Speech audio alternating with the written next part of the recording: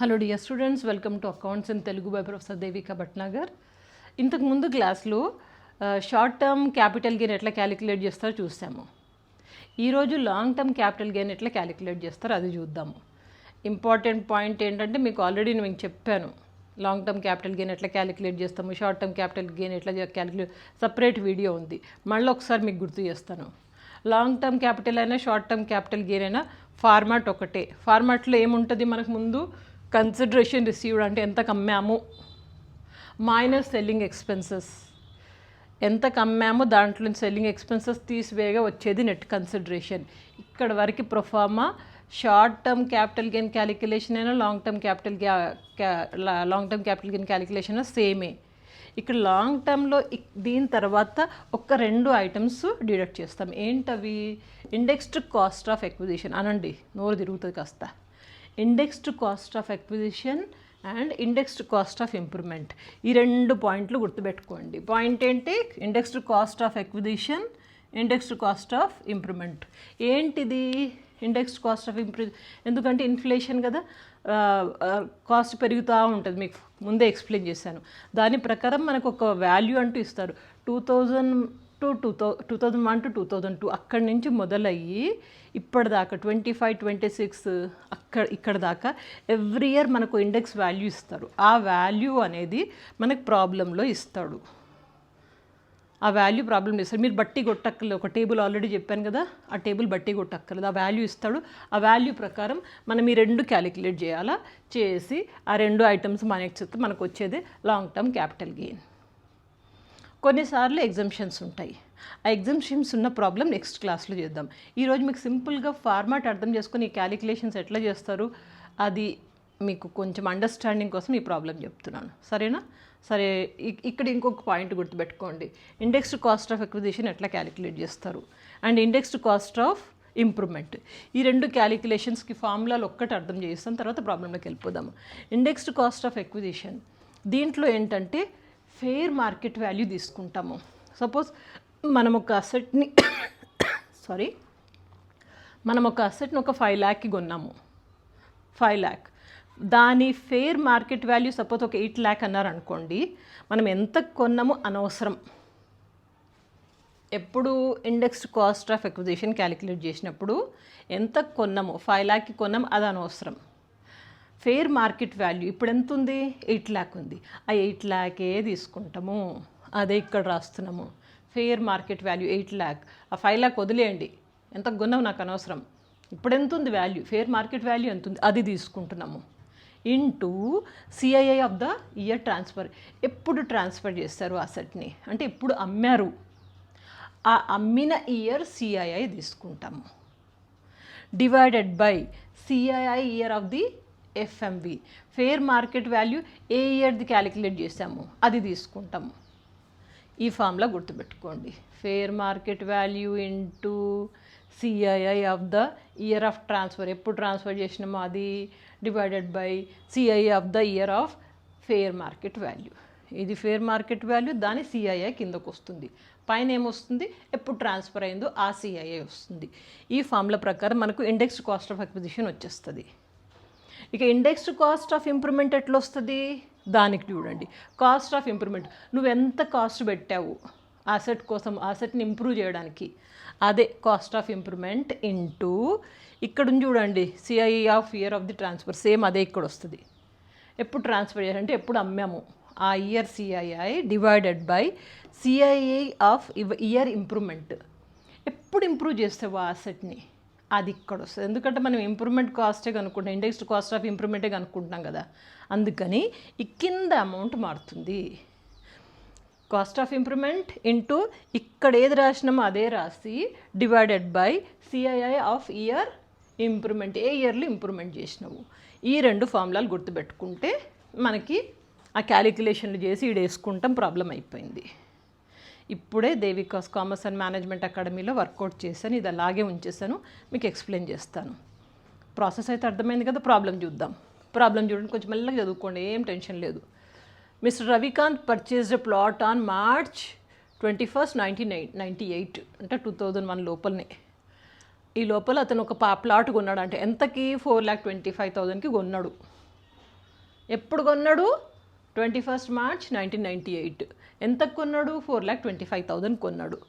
And during the year 2013 to 14 ఇప్పుడు కొనేసి 13-14 మధ్యలో ఏం చేస్తాడు? He constructed residential house for 5 lakh rupees. ఈ ఇయర్లో 2013 to 14లో ఒక ఇల్లు కట్టుకున్నాడంట, ఉండడానికి ఇల్లు కట్టుకున్నాడు. అంటే ఇదేంటి? ఇంప్రూవ్మెంట్. కొన్నది యాక్చువల్లీ అతను ఇది 4,25,000కి కొన్నాడు. ఇంప్రూవ్మెంట్ ఎప్పుడైంది? 2013 to 14 మధ్యలో ఇంప్రూవ్మెంట్ అయింది. ఇక్కడ దాకా అర్థమైంది కదా అమ్మయ్య. ఇక నెక్స్ట్ పోదాం.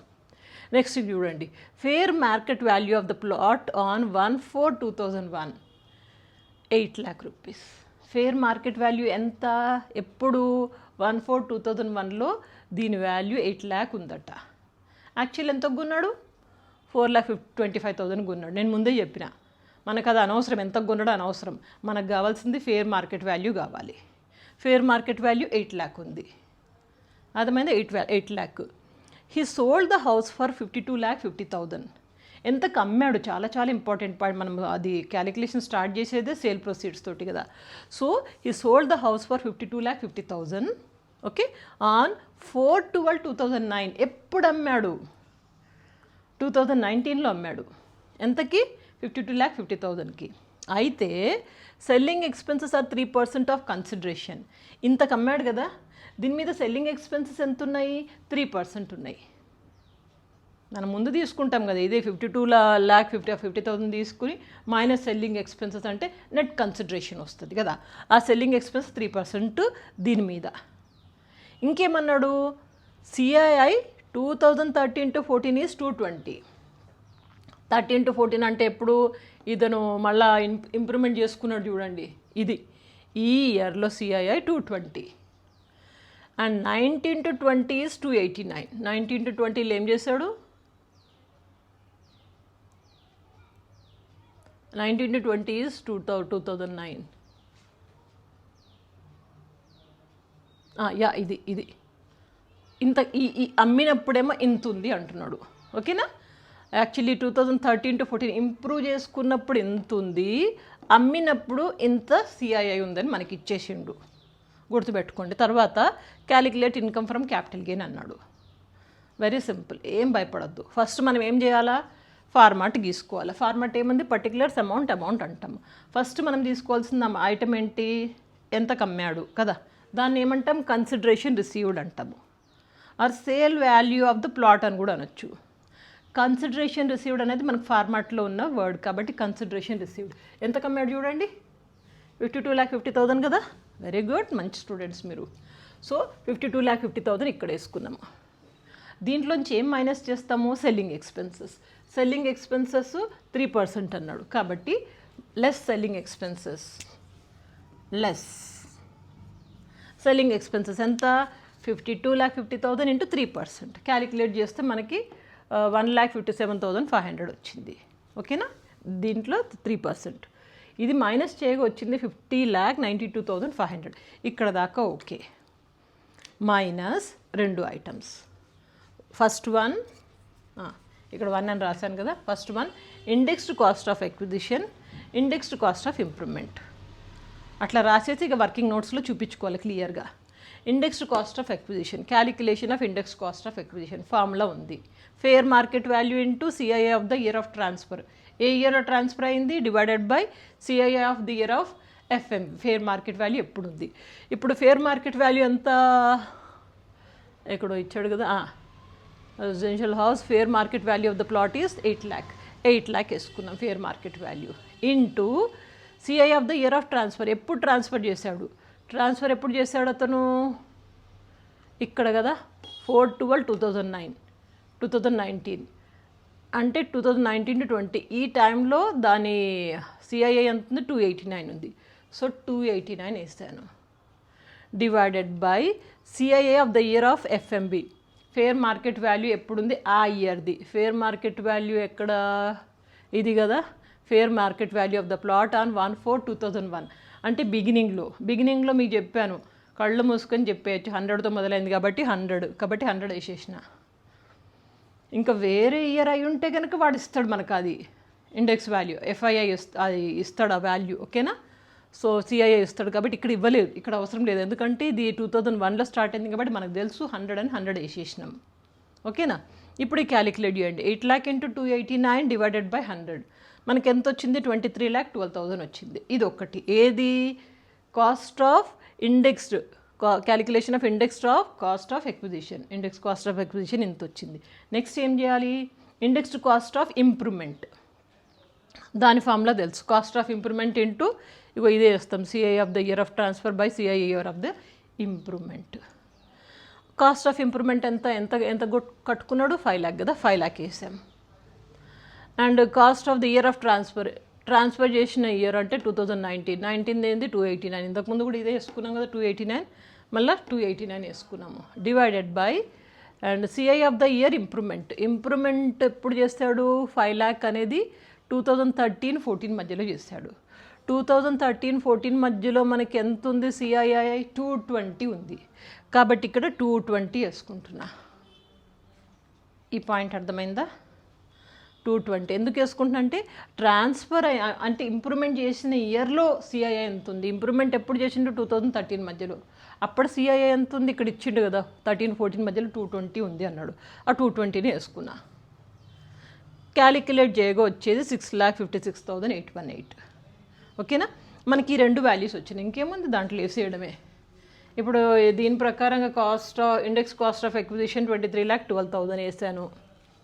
తర్వాత ఇండెక్స్ కాస్ట్ ఆఫ్ ఇంప్రూవ్మెంట్ 6,56,818, 6,56,818, ఈ రెండు కలిపితే మనకి ఇంత వాల్యూ వచ్చింది 29,68,818. ఇది దీంట్లోంచి మైనస్ చేయగా వచ్చింది 21,23,682. ఇది long term capital gain, okay. Long term capital gain ఇంత ఉంది. క్లియరే కదా. ఇంకొక ప్రాబ్లం, నెక్స్ట్ ప్రాబ్లంలో కొంచెం మనం ఎగ్జంప్షన్స్ కూడా చూద్దాము. Exemptions as per the section 50, 50B and 50E అట్లా కొన్ని సెక్షన్స్ ఉన్నాయని చెప్పాను కదా. ఒక్కొక్క సెక్షన్ ఒక్కొక్క దాని గురించి డిస్క్రైబ్ చేస్తుంది. ఎట్లా ఎగ్జంప్షన్ ఉంటుంది, ఎందుకు ఉంటుంది, ఎంత ఉంటుంది, దానికి సంబంధించిన రూల్స్ అండ్ రెగ్యులేషన్స్ కూడా మనం ప్రాబ్లమ్ని బట్టి నేర్చుకుందాం. ఎందుకంటే మీకు ఒకటేసారి ఈ 50 సెక్షన్ ఇది ఉంది, ఇంకా 50E ఇందులో ఉంది, 50G ఇక్కడ ఉంది, అట్లా అట్లా ఒకటేసారి చెప్పాను, మీరు బై హార్ట్ చేయలేరు, భయపడతారు కూడా, అవునా కదా. సరే, ఈ ప్రాబ్లం అర్థమైతే మీరు చూడకుండా ట్రై చేయండి అండ్ స్క్రీన్ షాట్ తీసుకొని 10 మందికి వీడియోస్ షేర్ చేయండి, ఓకేనా. Stay connected, good luck. ఇక స్క్రీన్ షాట్ తీసుకొని బాగా చదువుకోండి.